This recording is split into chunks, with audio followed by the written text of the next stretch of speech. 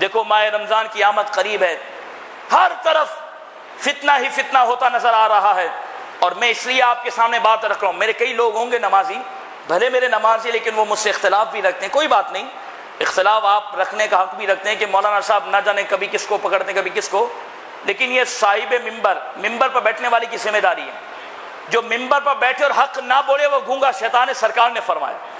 قیامت کے دن ممبر پر بیٹھنے والوں سے سب سے پہلے سوال ہوگا کہ انہوں نے کیا حق ادا کیا۔ اب پچھلے دنوں یہی جو شب برات کی جو بڑی رات تھی، اس میں ایک اپنے آپ کو مذہبی اسکالر کہنے والے عامل لیاقت صاحب، ٹھیک ہے، اپنے آپ کو اہل سنت کا ٹھیکیدار کہنے والے، اپنے آپ کو چیمپئن کہنے والے، انہوں نے شب برات میں کیا کیا آپ کے ذہن میں ہو نہیں ہو پتہ نہیں، پورے سوشل میڈیا پہ موجود ہے۔ انہوں نے اپنے رمضان ٹرانسمیشن کو صحیح ثابت کرنے کے لیے اور اپنے رمضان کے تمام معاملات کو درست ثابت کرنے کے لیے، اور جو معاذ اللہ رمضان کی مبارک راتوں میں اور مبارک ایام و مبارک دنوں میں بے پردہ خواتین کو اور مردوں کو ایک ساتھ بٹھا کر دنیا کے انعامات تقسیم کرنے والے اور خدا کی لعنت کے مستحق ہونے والے نے اپنے پروگرام کو، جو رمضان ٹرانسمیشن اور جو دیگر پروگرام وہ کرتے ہیں، اس کو انہوں نے صحیح ثابت کرنے کے لیے کہا۔ کتنی غلط بات! اگر آپ کے دل میں اسلام اور ایمان کی قدر ہوگی تو میری بات پر آپ توجہ دو گے، کیونکہ میری ذاتی کوئی دشمنی نہیں، نہ کوئی محبت ہے، نہ کوئی میرا تعلق ہے، لیکن ایک دین کا طالب علم ہو کر آپ کے سامنے حق بولنا ہو تاکہ ہم اپنے نمازیوں تک پہنچائیں۔ انہوں نے کہا کہ لوگ کہتے ہیں کہ مرد و خواتین کا مخلوط اجتماع تم کرتے ہو، ایک ساتھ تم مرد و خواتین کو ملاتے ہو، اگر یہ غلط ہے جا کر حج بند کرواؤ۔ یہ جملے ان مذہبی اسکالر کے، آپ سنو، کوئی بھی جاؤ ویب سائٹ کہیں بھی جاؤ سن سکتے ہو، جا کر طواف بند کرواؤ۔ یہ مسلمان کو زیب دیتا ہے کہ تم نے حج سے کمپیئر کر دیا؟ ارے حج کا معاملہ تو یہ کہ حالت احرام میں عورت کو چہرہ رکھنے کا حکم ہے بس، اور مردوں کا وہاں پر امتحان ہے، اور حج میں تو سب لبیک اللہم لبیک کی صدائیں لگا رہے ہوتے ہیں، وہاں تو خانہ کعبہ کا طواف ہوتا ہے اور وہاں تو امتحان ہوتا ہے، اور رب نے پہلے کہہ دیا تھا کہ فلا رفث ولا فسوق ولا جدال، کہ حج کے اندر نہ کوئی بے حیائی کا کام ہوگا، نہ کوئی گناہ کا کام ہوگا۔ حج کا معاملہ کہاں، اور تمہارا برہانہ بے پردہ عورتوں اور مردوں کو بٹھانا کہاں؟ شرم نہیں آتی؟ یہ کھلے جملے بولے ہیں کہ طواف بند کرواؤ، پھر ہم کو کہنا۔ میں نے کہا جب دور نازک تھا تو فاروق اعظم نے عورتوں کو مسجد میں نماز پڑھنے کا منع کر دیا تھا، کچھ سمجھ رہے ہو؟ یہ انہوں نے رمضان ٹرانسمیشن کو صحیح ثابت کرنے کے لیے علن اعلان یہ کہہ دیا کہ طواف بند کراؤ، یعنی تیری ڈرامے بازی اور طواف ایک ہے، معاذ اللہ، تمہارا حرام کاریاں اور حج کرنا ایک ہے۔ خدا کے واسطے بیدار ہو جاؤ۔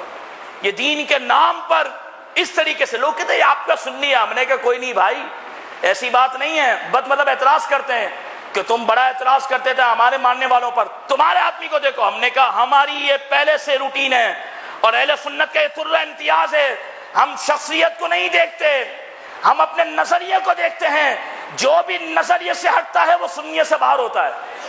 یہ تو اہل سنت کی نشانی ہے۔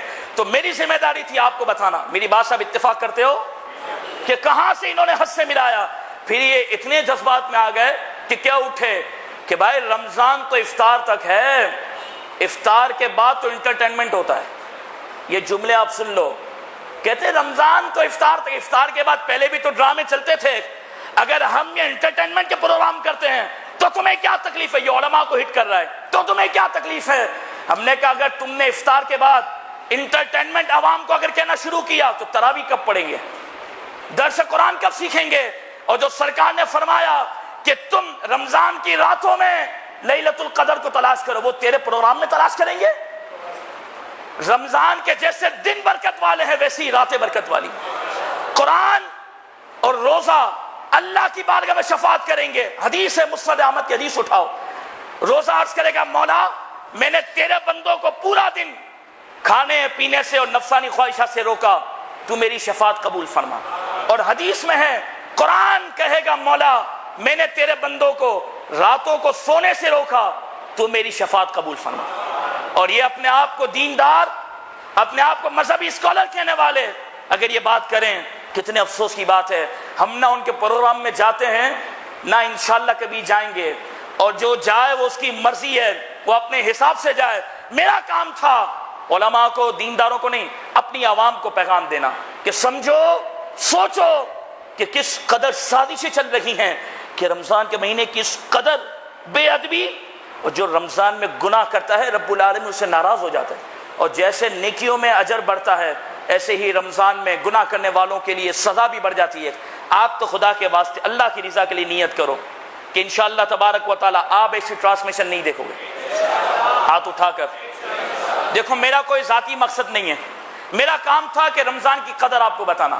سرکار نے فرمایا جب تک میری امت رمضان کی قدر کرے گی اسے کوئی رسوا نہیں کر سکتا, اور جب میری امت رمضان کی قدر چھوڑ دے گی تو رسوا ہو جائے گی.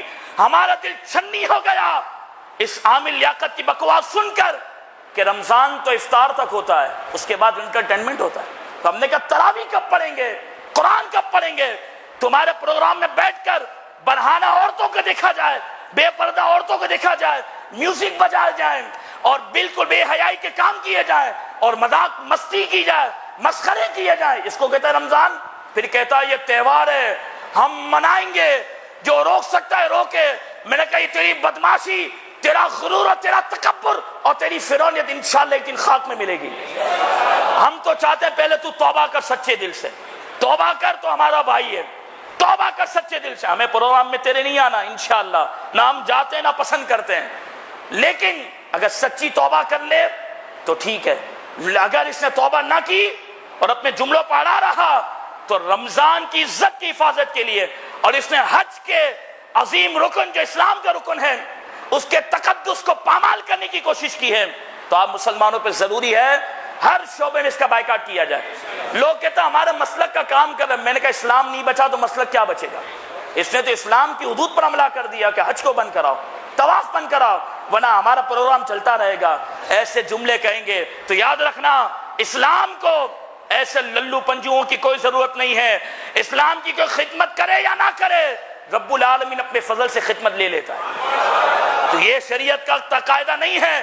جب ابو جہل, ابو لہب جیسے عرب کے بڑے بڑے سردار سرکار کی دین کی خدمت کے لیے تیار نہ ہوئے تو رب نے حبشہ سے بلال کو چن لیا, رب نے فارس سے سلمان کو چن لیا, اور رب نے قیامت تک بتا دیا کہ عامل لیاقت جیسے بڑے بڑے اسکالر, نام نہاد بے غیرت جتنے بڑے بھی لوگ ہوں, اگر یہ رمضان کی عزت پر حملہ کریں گے, قرآن پر حملہ کریں گے, تو جو میرا بندہ ہوگا اسے میرے قرآن سے فرما برداری کرنی ہے, میرے قرآن سے وفا کرنی ہے. میرا کام تھا آپ تک حق پہنچانا. ہمارا دل اس لیے چلا کہ اس نے رمضان پر حملہ کیا, اس نے حج جیسی مقدس عبادت پر حملہ کیا. اس سے پہلے بھی بکواس کر چکا ہے دوپٹہ شپٹہ کیا ہوتا ہے, اس سے پہلے بھی اس نے بکواسات کی ہیں. عیسائیوں کے چرچ میں جا کر بھی اس نے ہمارے آقا کی شان میں بے ادبیاں کی ہیں, اور وہاں پر جا کر عیسائیوں کے چرچ کی تعریفیں کر رہا ہے. تو ایسے مذہبی اسکالر کو ہم جوتے کی نوک پہ رکھتے ہیں. ہمارے سامنے نہ چینل کی اہمیت ہے, نہ ایسے نام نیاد مذہبی اسکالر کی اہمیت ہے. ہمارے سامنے اہمیت ہے تو مصطفیٰ کے عاشق کی اہمیت ہے, مصطفیٰ سے وفا کرنے والے کی اہمیت ہے. میں نے دین کے لیے بات کی ہے.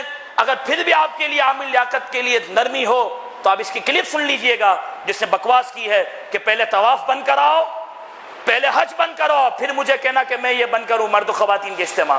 پھر اس نے کہا کہ رمضان تو افطار تک ہوتا ہے, اس کے بعد انٹرٹینمنٹ ہوتا ہے. ہم نے کہا کوئی نہیں, رمضان پورا مہینہ ہوتا ہے, بلکہ رمضان کی ابتدائی رات سے ہوتی ہے, رمضان کی ابتدائی رات سے ہوتی ہے. اس لیے میرا کام تھا حق بولنا, حق کہنا. اب آپ مخالفت کریں یا محبت کریں, کوئی مخالفت کرے یا کوئی محبت کرے وہ اس کی مرضی ہے. اللہ بس ہمیں منبر کا حق ادا کرنے کی توفیق عطا فرمائے.